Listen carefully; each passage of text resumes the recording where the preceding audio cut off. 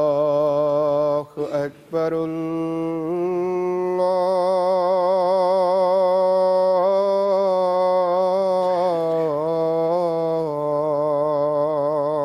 أكبر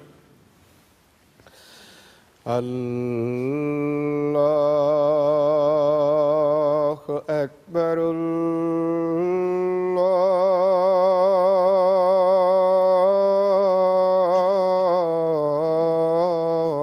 الله أكبر أشهد أن لا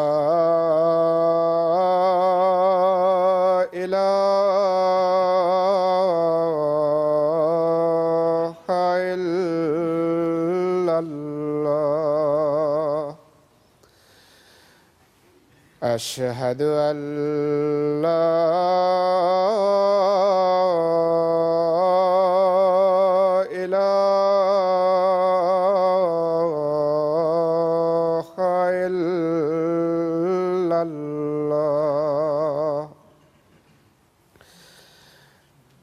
أشهد أن محمدًا رسول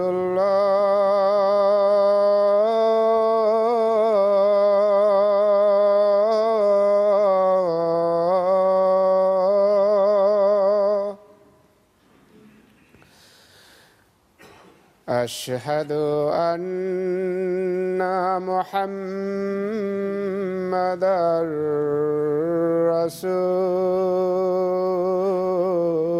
رسول الله حي على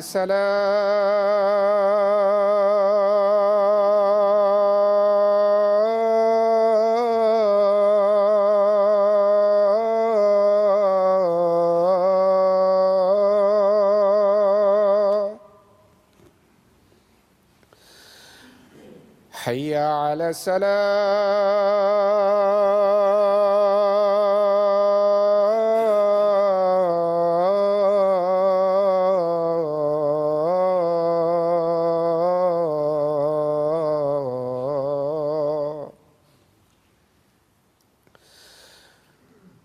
حي على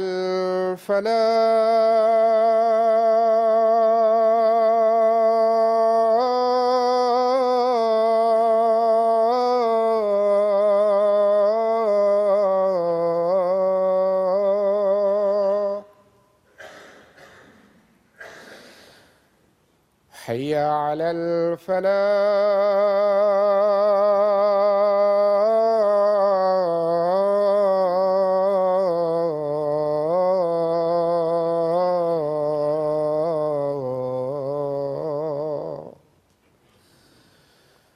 الله أكبر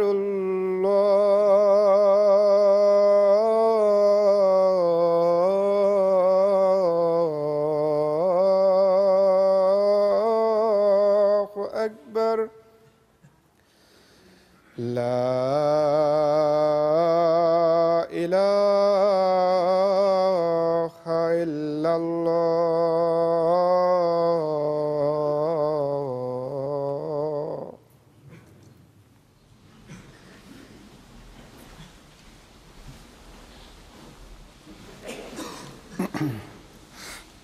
السلام عليكم ورحمة الله.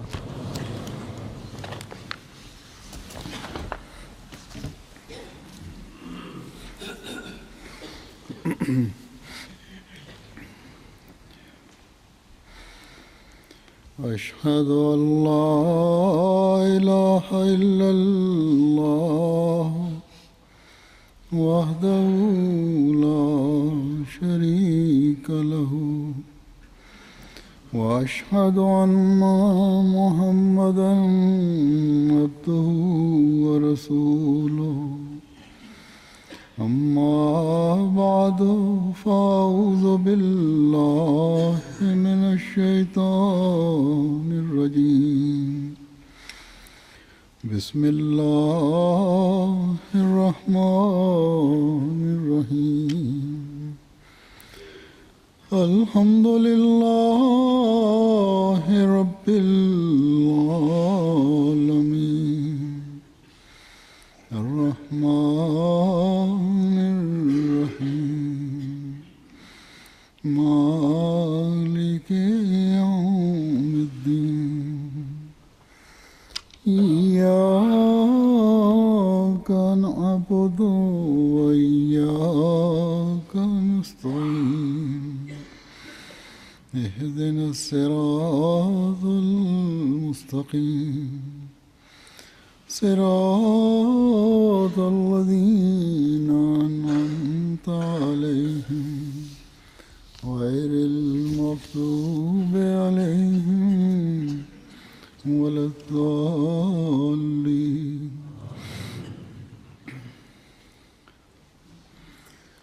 जब भी दुनिया में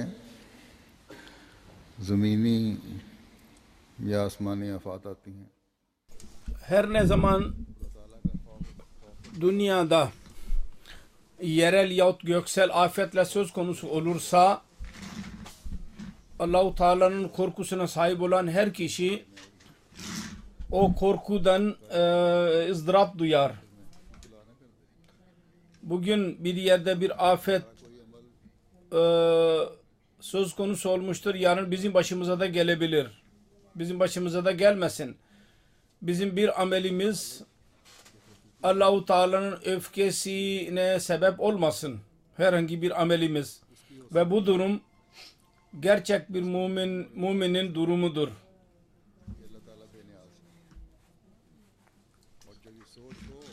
Her kim bu idraka sahip ise Allah-u Teala'nın bir niyaz olduğunu bilirse ancak o bu duruma kapılabilir ve böyle bir düşünce olunca Allah-u Teala'nın korkusunu kalbinde tutarak onun rızasının yollarında yürümeye çalışır. Ve bu gibi müminler hakkında Allah-u Teala der ki innellezine hum min haşiyeti rabbihim müşfikun. Onlar Rablerinin korkularından dolayı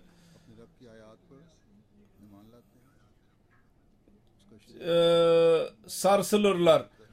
Min ayati rabbihim yu'minun, Rablerinin ayetlerine inanırlar ve ondan sonra daha da vardır ona ortak koşmadılar denmiştir. Her durumda onlar Allah yönleri Allah-u Teala'ya doğru olur. Afetlere yakalandıklarında Allah-u Teala'ya hatırladılar ve afetlerden çıktıklarında Allah-u Teala'ya unuttular. Böyle olmaz. Hayır.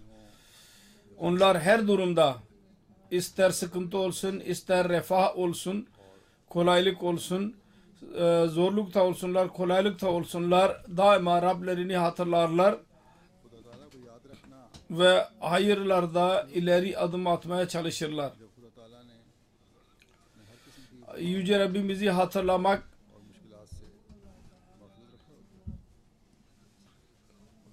bir insana her çeşitten sıkıntılardan korunmuş olursa o zaman dahi o mümin Rabbini hatırlar. Hiçbir çeşit sıkıntısı olmaz o müminin. Ve Allah-u Teala'nın önünde daha da eğilirler bir sıkıntıya girdikleri zaman. Bir afeti yahut mevsim değişikliğini gördükleri zaman Hazreti Resulullah sallallahu aleyhi ve sellem bizim için en iyi örnektir ve kıyamete kadar her gelecek olan mümin için usve-i hasenedir. En iyi örnektir. Resulullah sallallahu aleyhi ve sellem'in bu durumlarda nasıl durumu olurdu, nasıl bir durumda olurdu. Hazreti Ayşe radıyallahu anh'a bu konuda bir rivayeti vardır. Şöyle der: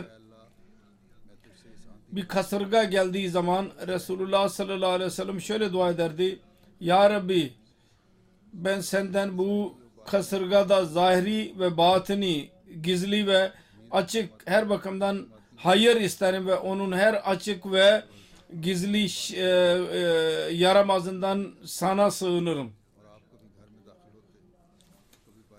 Gökyüzünde bir bulut olursa Resulullah'ın yüzü değişirdi. Eve girdiği zaman bazen eve girer, bazen dışarı çıkar, bazen ileri gider, bazen geri döner. Ve bulut yağdıktan sonra bu üzüntüsü giderilmiş olur. Ben onu Resulullah'ın yüzünden okurdum. Diyor ki bir defa ben Resulullah sallallahu aleyhi ve sellem'e bunun sebebini sordum. Dedi ki ey Ayşe, bu şu sebepten dolayıdır ki bu bulut Ad kavmine azap getiren bulutlardan olmasın. Ad hakkında, Ad kavmi hakkında Allah-u Teala der ki onlar bulutlarını, vadilerine geldiğini görünce dediler ki bunlar bize yağmur getiren buluttur. Ancak o da azap getiren bir bulut oldu. İşte tam kulluk ve korku budur.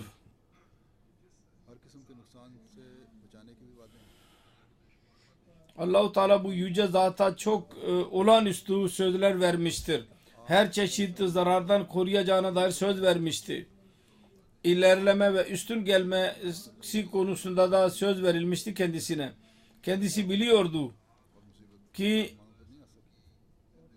Resulullah'ın hayatında hiçbir afet ve musibet müminlere üstün çıkamaz.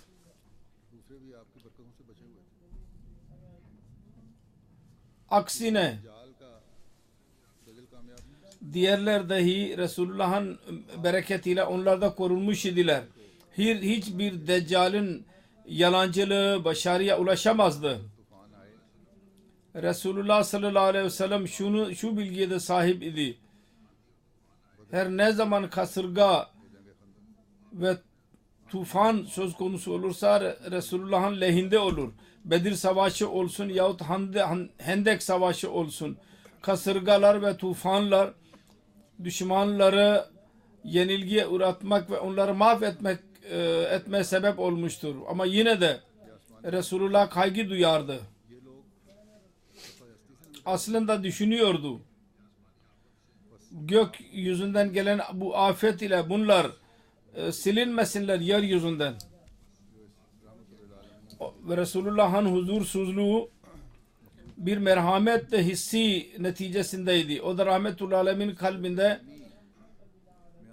mahluk için Allah-u Teala onu yaratmıştı. O merhameti. Ve o kadar huzursuzluk duyardı ki Hazreti Ayşe anamız radıyallahu anh'a beyan etmiştir. Emir Resulullah'ın çehresinin rengi değişirdi. Yüce Allah'ın bir niyaz olması neticesinde üzüntü duyardı. İnsanların kibirleri ve Allah-u Teala'nın yüceliklerini tam olarak tanımamaları bütün kavmi helak etmesin. Hud suresi hakkında bir yerde buyurmuştur. Bu beni ihtiyarlaştırmıştır. Kavimlerin mahvoluşundan bahsedilmiştir bu surede. Ve Hazreti Resulullah sallallahu aleyhi ve sellem Allah'ın mesajını tam olarak anlıyordu ve kendisinden fazla hiç kimse anlayamaz. Kendisi bu üzüntüye kapılırdı ki ümmetinin daima doğru yolda yürümesi bu benim sorumluluğumdur. Çünkü Allah-u Teala dedi ki fastakim kama umirta ve men taba ma'aka ve la tatgav, emredildiğin gibi buna kuvvetli bir şekilde bağlı kal ve seninle birlikte tövbe edenlerde ve haddi aşmayınız. Yani müminlere emredilmiştir. Haddi aşmasınlar. Haddi aşmak Allah-u Teala'nın öfkesini kazanmak demektir.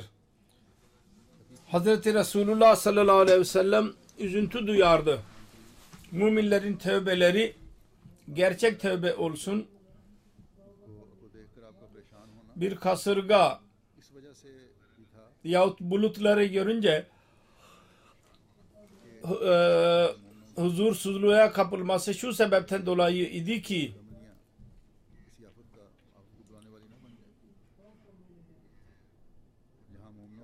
müminlerin kötü işleri bir afeti çağıran olmasın. Ona sebep olmasın. Burada müminlere de emredilmiştir.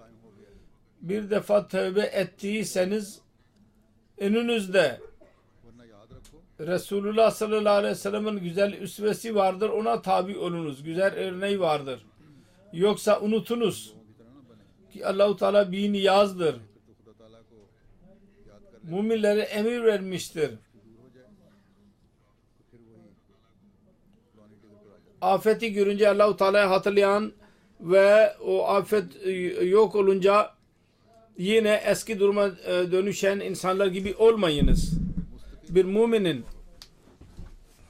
tevbesi gerçek tevbe olur ve mustakil tevbe olur.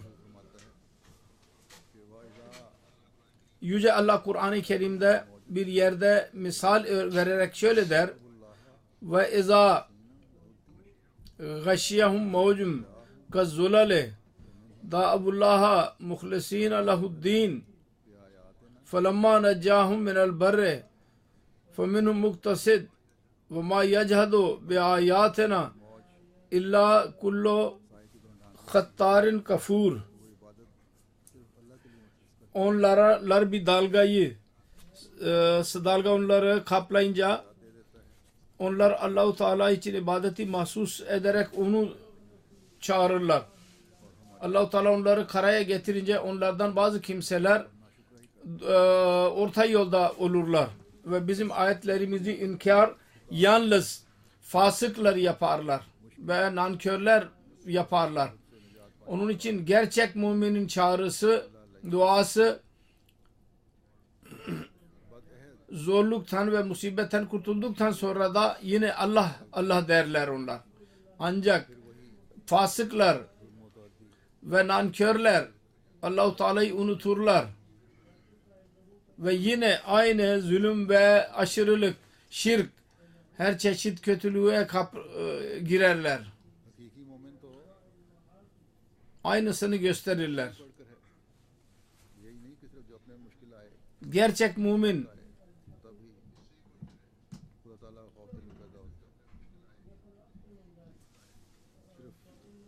kendisine bir musibet gelince Allah-u Teala'nın korkusu söz konusu olsun, bu deme, böyle bir durum söz konusu olmaz. Yalnız kendisine gelen musibet onların imanını kuvvetlendirmez. Aksine Resulullah sallallahu aleyhi ve sellem'in amelinden de gördüğümüz gibi diğer kavimlerin sonu dahi korkutucu olur.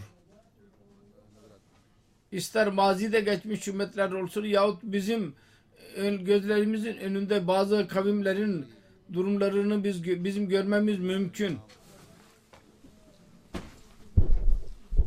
Eğer geçmiş kavimlerin sonucu Allah-u Teala'nın korkusuna sebep olursa o zaman bir mümine söylediğim gibi bir kendi zamanında diğer kavimlere afetler ne kadar korkutucu ve Allah-u Teala'nın önünde eğilen ve ondan yol isteyen olmalı. Ancak dünya bunu anlayamaz, dünya insanları. Çoğu zanneder ki mevsim değişikliği yahut yeryüzündeki ve gökyüzündeki afetler kudret yasasının bir parçasıdır ve belli bir müddet sonra mutlaka söz konusu olur. Bu bir gelenektir. Ona göre bunlar gelirler. Bugünkü tahsilli insanlar dahi, bilgili sahi insan dahi bu bilgi Allah-u Teala kudretinden korkusuz hale getirmiştir. Doğrudur. Kudret yasasına tabi olarak afetler söz konusu olur. Doğrudur. Depremler gelirlerse depremin altındaki tabakada değişiklik bunlara sebep olur. Tahtalarda.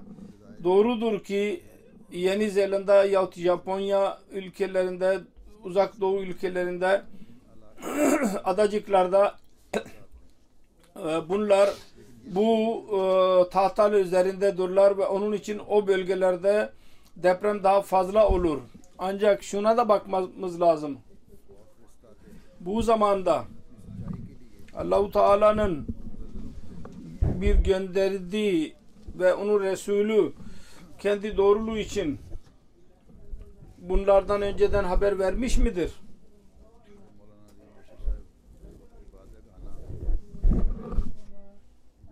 Uzun zaman önce Mevlana Nazir Mubaşşir zamanında Gana'da orada muballig idi.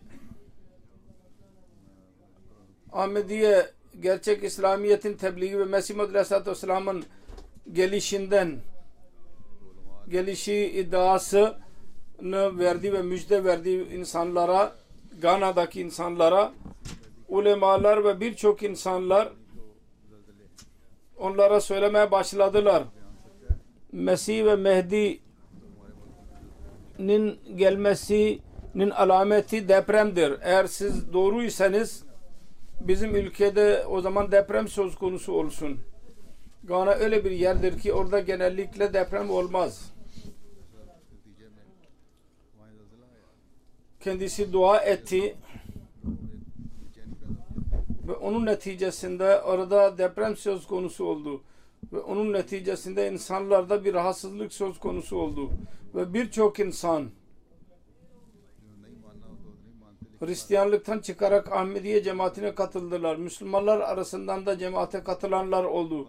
Kabul etmeyenler etmezler zaten. Fakat orada bu mucize meşhur oldu. Deprem mucizesi. Kısacası biz görüyoruz ki Hz. Mesih Maud Aleyhisselatü Vesselam kendi iddiasını depremlerle ve afetlerle birleştirmiştir. Bu konuda ne demiştir? Ve Allah'tan bilgi edinerek bunlar depremler hakkında önceden ne haber vermiştir? Şöyle der. Hadiseler hakkında bana verilen bilgi şudur ki her tarafta dünyada ölüm kendini gösterecek ve depremler söz konusu olacaktır ve şiddetli olacaklardır. Ve kıyamete benzer olacaklardır ve yeryüzü alt üst edilecek. Ve birçok insanların hayatı kararacak. Ondan sonra her kim tövbe ederse ve günahlardan uzaklaşırlarsa Allah-u Teala onlara merhamet edecek. Her peygamber nasıl bu zamandan haber verdiği zaman gereklidir ki bütün bunlar gerçekleşsin. Ancak kalplerini düzeltenler ve Allah-u Teala'nın sevdiği yollara girenlerin hiçbir korkusu yoktur ve hiçbir üzüntüleri de olmayacaktır. Allah-u Teala bana muhatap ederek dedi ki sen benim tarafımdan uyarıcısın, ben seni gönderdim ki suçlu hayırlılardan ayrılsınlar ve dedi ki dünyaya bir uyarıcı geldi ancak dünya onu kabul etmedi. Ancak Allah onu kabul edecek ve kuvvetli saldırılarla onun doğruluğunu kanıtlayacaktır. Ben sana o kadar bereket vereceğim ki krallar senin elbiselerinden bereket arayacaklardır. Gelecek deprem kuvvetli bir deprem olacaktır. Allah-u Teala bu konuda bana şöyle bilgi verdi ve dedi ki tekrar ilkbahar geldi ve Allah-u Teala'nın sözü gerçekleşti. Onun için bir kuvvetli bir depremin gelmesi gereklidir. Ancak haklılar onların emniyet içindedirler. Siz haklı olun ve takvayı benimseyin ki kurtulasınız. Bugün Allah'tan korkunuz ki o günün korkusundan korunmuş olursanız. Gereklidir ki gökyüzü bir şey göstersin ve yeryüzü de bir şey göstersin. Ancak Allah'tan korkanlar korunacaklardır. Diyor ki Allah-u Teala'nın kelamı bana diyor ki birçok hadise söz konusu olacak ve birçok afet inecektir yeryüzüne. Bazı kimseler benim hayatımda ve bazıları benden sonra gerçekleşecek ve o bu cemaati ilerletecek. Bir kısım benim elimden, bir kısım da benden sonra. İşte iddia budur, Mesih Muhammed Aleyhisselatü Vesselam'ın iddiası. Ve daha önce de bir defa zannedersem geçen sene ben beyan etmiş bulunuyorum. Bununla alakalı olarak geçen 100 sene esnasında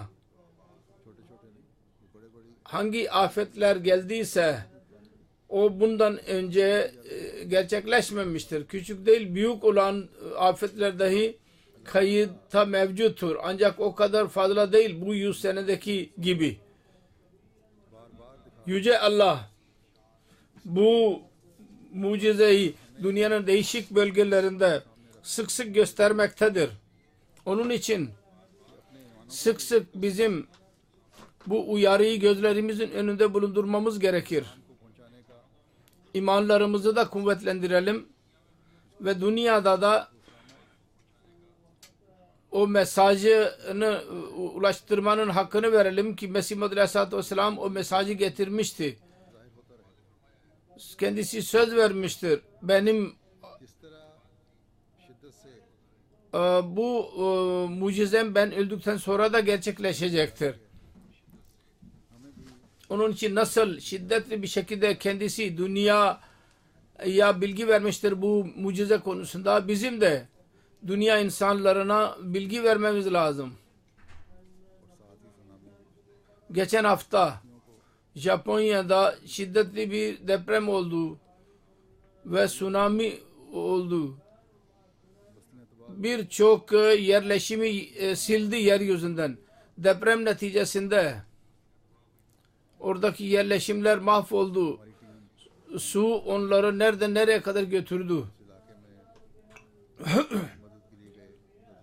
Bizim takımımız, oradaki Ahmediler, o bölgede yaşayan yardım için gittiler. Depreme yakalanmış olanlara gidiyorlardı ki oradan telefon geldi. Bir yerde biz buradan geçiyoruz. Biz eskiden geçiyorduk. Burada bir yerleşim vardı. 15-20 bin nüfusa sahip. Şimdi biz buradan geçiyoruz. Şimdi orada zerre kadar onun bir alameti dahi kalmamıştır. Ve yollarda bozulmuştur. Yollar bir yana büyük binalar silinip gitti. Onun için büyük bir korku mahallidir. Korku yeridir. Her ne olursa olsun bu korku ile biz Efendimiz Muhammed Mustafa sallallahu aleyhi ve sellem'in örneğine bağlı kalarak dua etmeliyiz. Yüce Allah dünya insanlarını hakkı tanımalarını kendilerine nasip etsin ve onlar afetlerden korunmuş olsunlar. Bu afetlerden mahvolacaklarına Allah-u Teala onların kalplerini açsın ve onunla birlikte mesajı ulaştırmamız lazım. Japonya hakkında özellikle Mesih Muhammed Aleyhisselatü Vesselam güzel zanda bulunuyordu ve onlara mesaj iletmek istiyordu. Onun için bu afetler geliyorlarsa orada onlar için bir müjde dahi vardır. Eğer Hz. Mesih Muhammed Aleyhisselatü Vesselam'ın bu güzel hüsnü zannem göre Allah-u Teala'nın gerçek talimatını kabul ederlerse korunacaklardır. Onun için bizim de buna dikkat etmemiz gerekir. Orada cemaat küçüktür zahirde, ancak küçük olmasına rağmen ne kadar olursa olsun bütün güçleriyle birlikte çaba sarf etmesi gerekir ki bu mesaj iletebildikleri kadar iletsinler ve bu durumda hikmetle İslamiyet'in mesajını iletsinler ve halk hizmetini de yapmaya devam etsinler. Halk hizmeti işini bizim Ahmediler etkili yerlerde söylediğim gibi kamp kurarak yaparlar. Hem orada erzak verirler oradaki insanlara. Ancak bu irtibatları müstakil hale getirmemiz lazım ki onlar İslamiyet'in güzel talimatını anlasınlar. Japonya geleneksel Shanto dininden böbürleniyorlar ve ona dikkat ediyorlar. Ya Budistler vardır. Bazıları araştırma yapanlar diyorlar ki her iki din birlikte gidiyorlar. Evlilik için Shinto dinine bağlı olurlar ve ona göre gelenekler olur ve ölüm için bu dinine göre hareketler olur.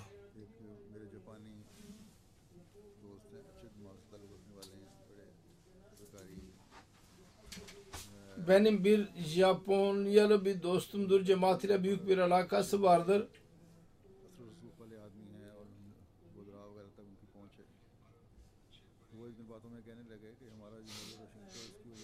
Büyük bir zatır ve bakanlara kadar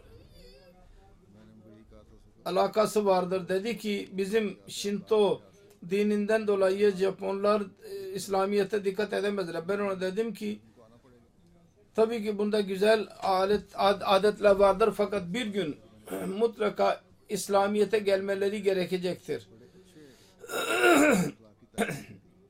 Onların güzel ahlakına gelince Shinto talimatı çok güzel, bazı güzel ahlaki talimatları ileri sürer. İslamiyet'in yüce ahlakını onlar benimsemiş gibidirler. Söylediğim gibi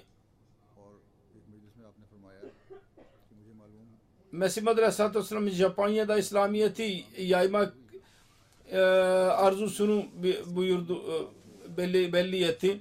Ve bir mecliste dedi ki ben öğrendim Japonlar İslamiyet'e dikkat ediyorlar. Onun için öyle bir cami, bir kitap hazırlayalım. Tam bir kitap ki orada İslamiyet'in gerçeği tam olarak yazılsın ki İslamiyet'in tam resmi olsun. Nasıl bir insan başından sonuna kadar birisini resim ediyorsa aynı şekilde bu kitapta İslamiyet'in güzellikleri beyan edilsin.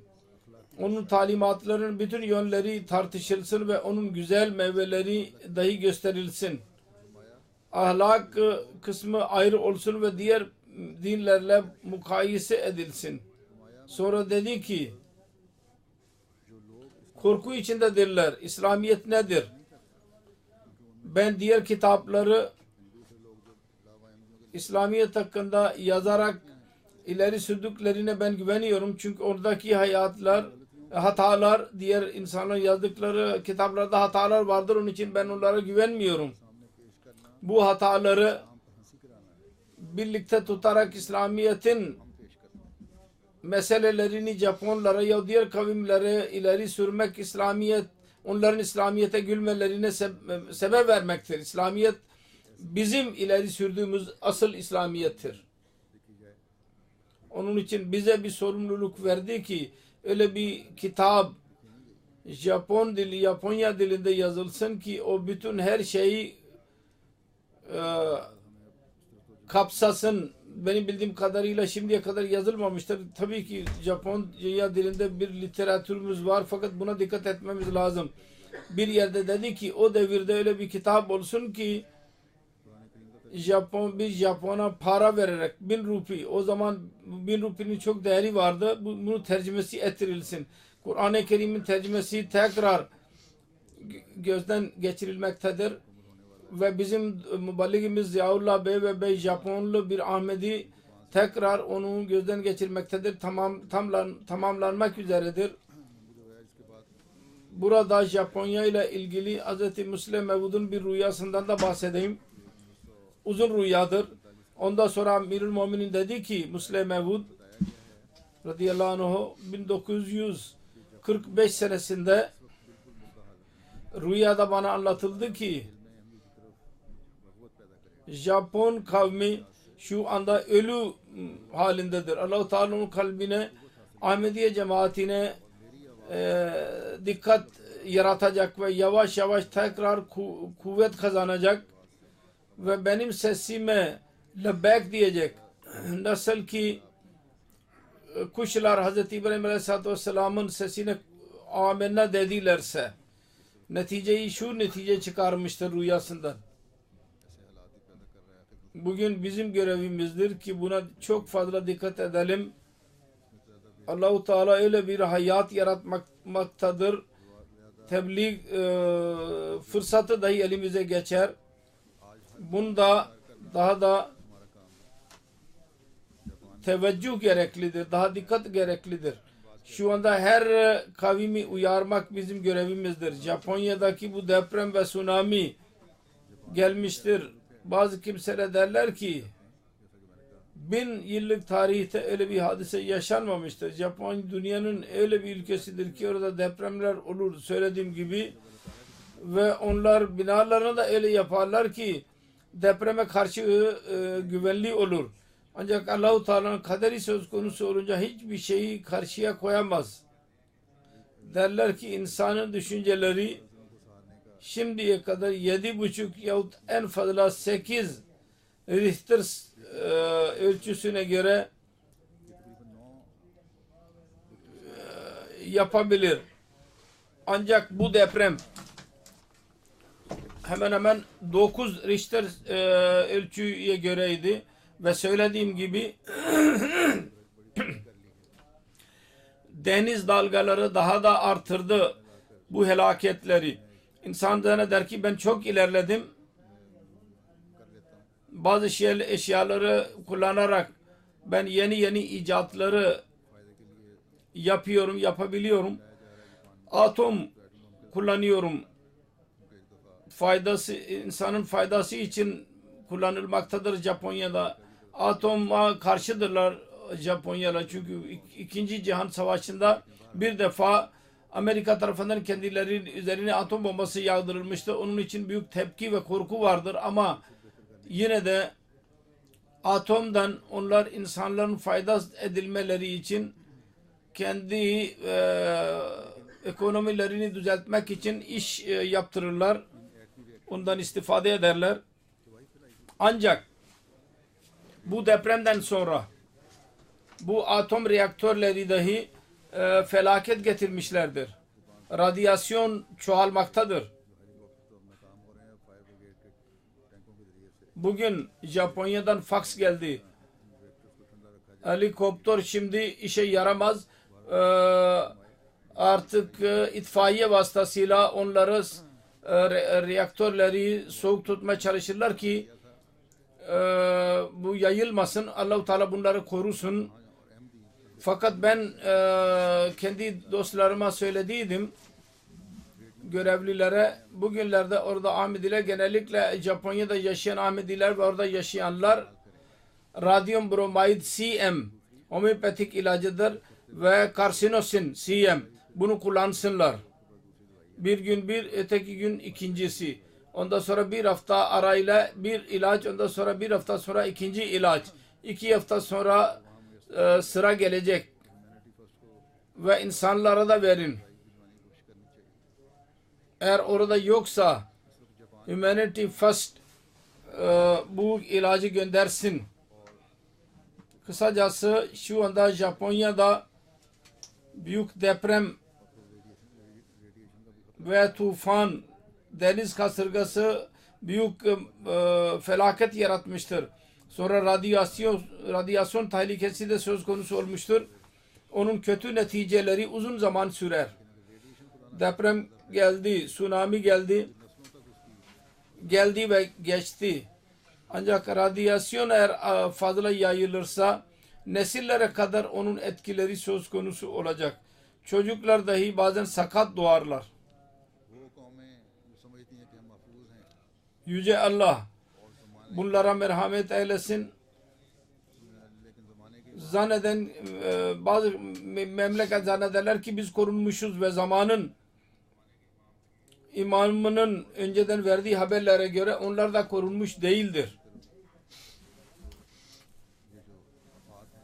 Eğer daha şimdi bile dikkat etmezlerse, Allah-u Teala yönelmezlerse bu afetler her birisini kapsayabilir.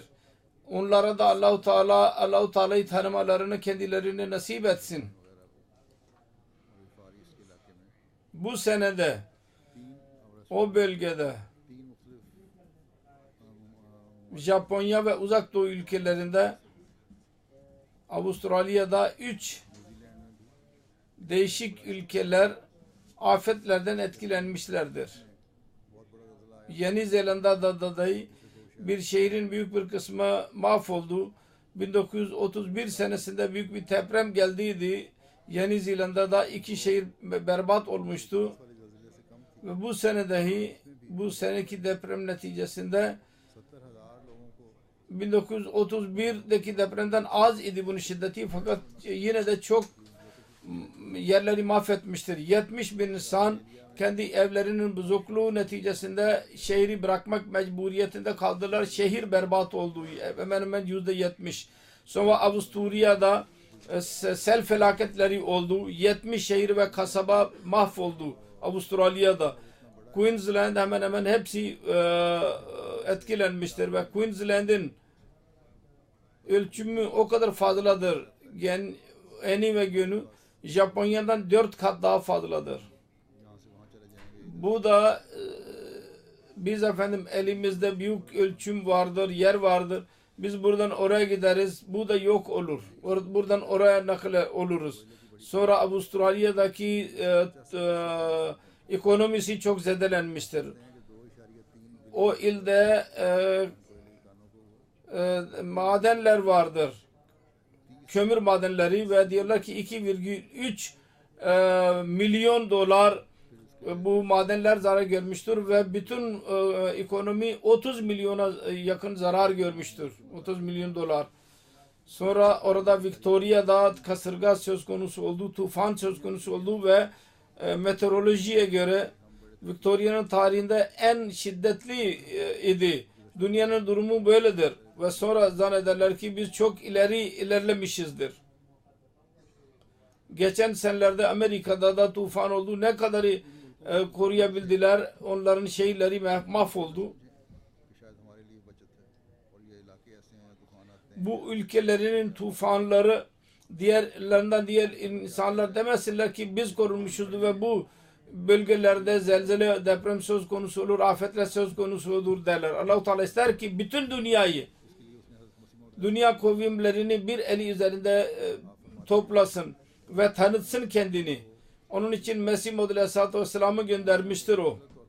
Kendisi der ki Yüce Allah bu zamanı karanlık görünce dünya insanları gaflet ve kafirlik ve şirk içinde görerek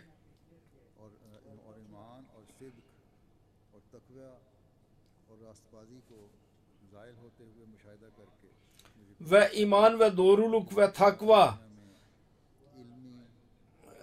yok olduğunu görünce beni göndermiştir ki tekrar dünyada bilgisel ve ameli ve ahlaki ve imani doğruluğu yerleştirsin ve İslamiyeti öyle insanların annesinden korunsun ki onlar felsefe ve naturalizm ve her şey caizdir ve dinsizlik kisvesi altında bu ilahi büstana zarar vermek isterler. Onun için İslamiyet'in doğruluğu şimdi Hz. Mesih Muhammed Aleyhisselatü Vesselam'ın vasıtasıyla dünyaya yerleşecek ve kendisiyle birleşmek neticesinde olacak dünyada. Diğer kavimlere karşı koyarak İslamiyet'in üstünlüğünü ispat edecek isek bu Allah-u Teala'nın pehlivanı ile birleşmek neticesinde olabilir. Başka bir birey, başka hiçbir kuruluş bu gaye elde edemez. Ümmeti Resulullah sallallahu aleyhi ve sellem'in şu üsvesine, örneğine dikkat etmeleri lazım. nasıl kasırga ve yağmuru görünce rahatsız olurdu. Onun için görürüz ki biz ona bağlı mıyız tam olarak yahut ona çaba sarf eder miyiz? Eğer hayır değil ise o zaman büyük üzüntü yeridir, mahallidir. Allah-u Teala bir niyazdır. Onun hiçbir insanla bir akrabalığı yoktur. Eğer kim gerçekten kulluk hakkını verirse Allah-u Teala onunla birliktedir. Pakistan'da geçen sene sel oldu. Ülkenin en pis kötü seliydi. Kuzeyden güneye kadar bütün eyaletleri kapsamıştır. Sind eyaletine kadar ve Endonezya'nın tsunami'sinden daha tehlikeliydi olduğunu söylüyorlar. Hala orada kamplarda vardır insanlar. Onları tekrar barındırmak için hükümetin bir çabası da yoktur. Molla dahi her zaman bunları kışkırtmaktadır rahmetiler aleyhinde. Orada bunları aldırış etmez. Ülkede bir derbederlik vardır. Yine insanlar bilemezler ki bu ne yaşanmaktadır onlarla. Ve zamanın imamı ne inkar etmeye devam ederler. Geçen sel geldiği zaman mollalar teselli verirdi insanlara ve televizyonda da bu vardı. Bu bir azap değildi. Bir ibtila idi. Ve bela gelir Allah'lık insanlara. Sonra kendileri kabul ederler ki azap bir peygamber geldiği zaman olur ve peygamberin etkisi olursa onun için peygamber olmadığı için bir azap diyemeyiz buna.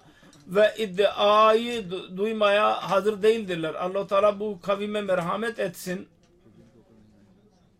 Birkaç sene önce çok zelzele geldiydi Pakistan'da, mahvetti ama yine akıllanmadılar. Çünkü düşünmezler. Bu afetlerin geleceğini Allah-u Teala tarafından gelen onun Resulü önceden haber vermiştir. Bunlar da onu inkar ediyorlar. Ve söylediğim gibi ben demin referans okudum. Kendisi demişti ki bazı hadiseler, afetler benden sonra söz konusu olacak. Biraz gözlerinizi açın. Biraz ibret alın.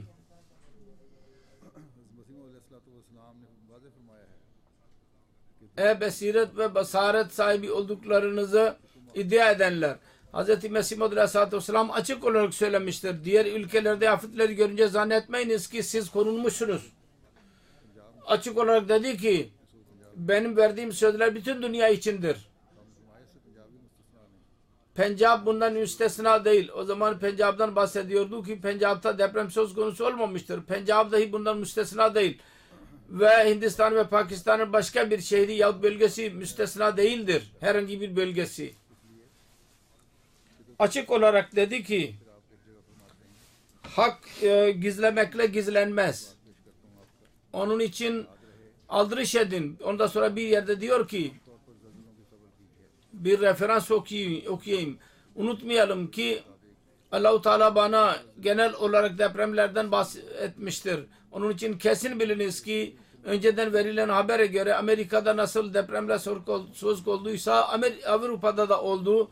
Asya'nın değişik ülkelerinde de gelecektir bu depremler.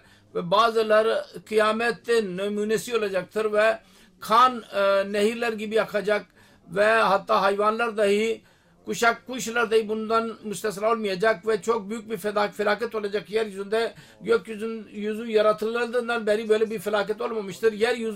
Birçok yer silinecek yeryüzünden, sanki orada hiç insan yaşamıyordu. Ve onunla birlikte diğer afetler dahi yerel ve göksel tehlikeli bir şekilde olacak. Öyle ki her akıllı insanın gözünde bunlar olağanüstü olacak.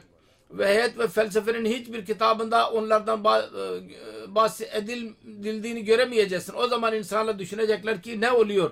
Birçok insan necat bulacaklar ve birçok insan helak olacaktır. O günler yakındır. Görüyorum ki kapıdadır.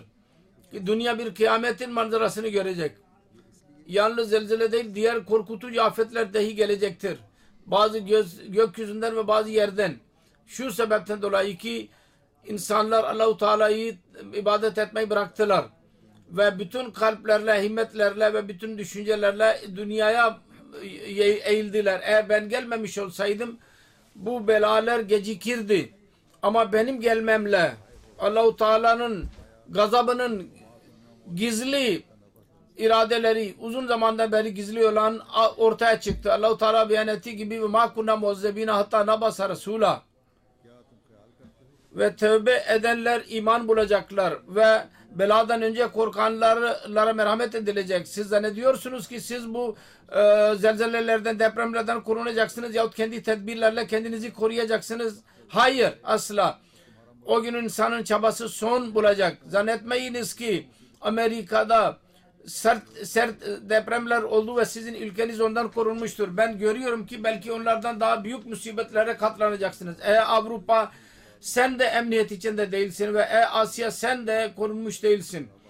Adacıklarda yaşayanlar hiçbir suni Allah sizi Tanrı sizi korumayacak. Ben şehirlerin yıkıldığını görüyorum. Yerleşimlerin yok olduğunu görüyorum. Tek olan Allah uzun zaman sessiz kaldı ve mekruh işler yapıldı onun gözü önünde ama şimdi heybetli bir şekilde çevresini gösterecektir. Kimin kulakları duyacak ise duysun. Ben çaba sarf ettim ki bütün insanı Allah-u Teala'nın emniyeti içinde başladım ama Allah-u Teala'nın yazdığı tek kaderinin gerçekleşmesi gerekliydi. Doğrusunu söylüyorum. Nuh'un zamanı sizin gözlerinizin önce gerçekleşecek ve Lut'un yerinin örneğini göreceksiniz ama Allah-u Teala gaza vermekte yavaş davranır. Tövbe ediniz ki merhamet edilesiniz. Her kim Allah'ı bırakırsa o bir kurttur, insan değil.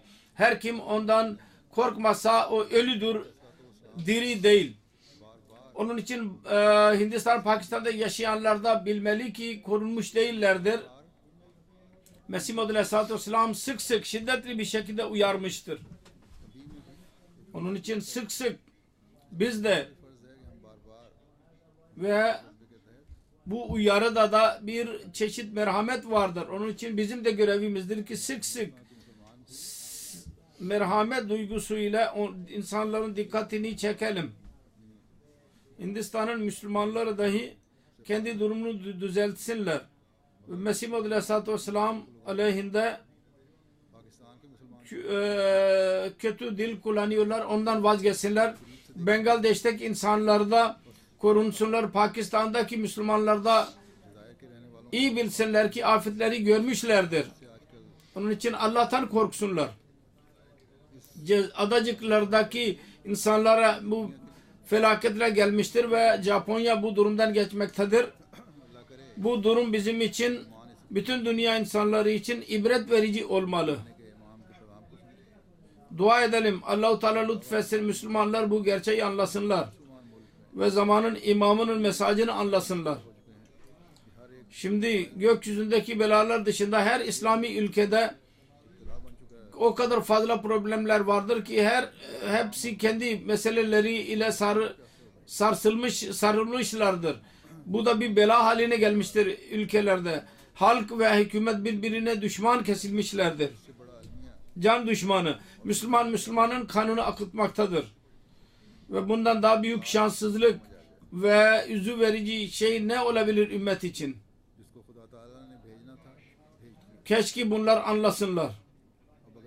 Ümmetin faydası için kimi Allah-u Teala gönderecek idiyse onu göndermiştir. Şimdi eğer afiyet istiyorlarsa ona inansınlar. Allah-u Teala onlara anlamalarını nasip etsin kendilerine. Allah Teala bizim dahi doğru Müslüman olmamızı bize nasip etsin. Ve gerçek merhamet duygularıyla gerçek İslamiyet'in mesajını ulaştıranlar olalım ve dualara eskiden daha fazla dua edelim. Üzücü bir haber vardır. Cuma'ya gelmeden önce bana ulaştı.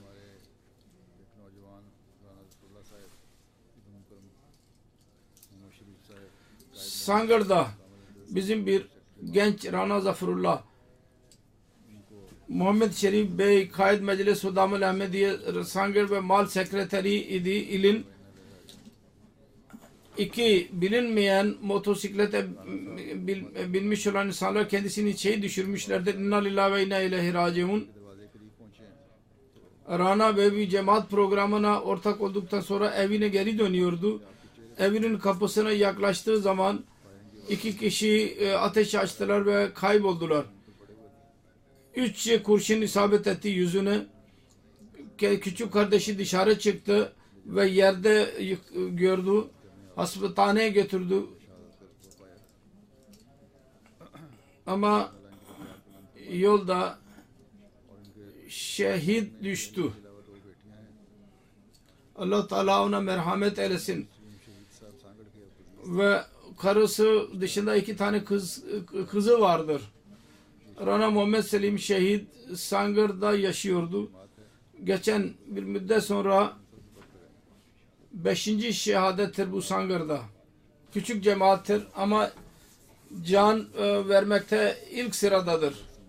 Allah Teala oradaki Ahmedileri korusun ve düşmanlara ceza versin hemen.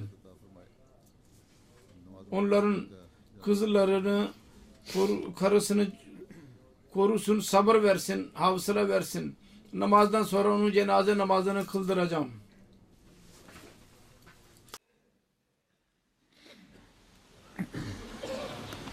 Elhamdülillah nahmaduhu ve nestainuhu ve nestağfiruhu ve nu'minu bihi ve netevekkalu aleyh ve na'uzu billahi min şururi enfusina ve min seyyiati a'malina.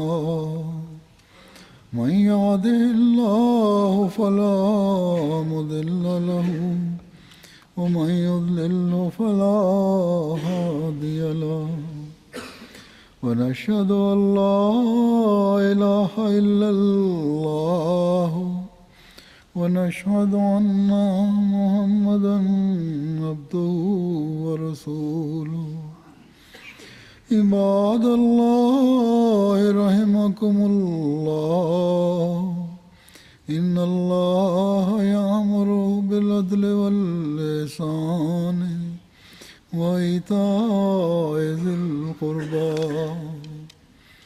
وينهى عن الفحشاء والمنكر والبغي يعظكم لعلكم تذكرون اذكروا الله يذكركم وادعوه يستجب لكم ولذكر الله أكبر.